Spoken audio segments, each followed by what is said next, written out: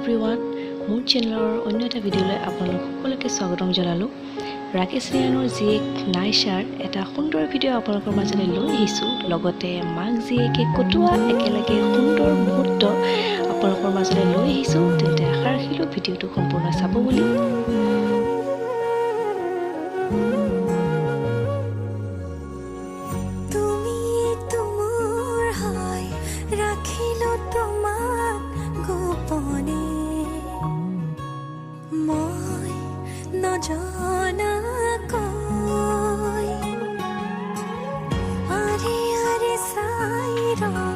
প্ৰতিবাৰে হয় ভাল পোৱা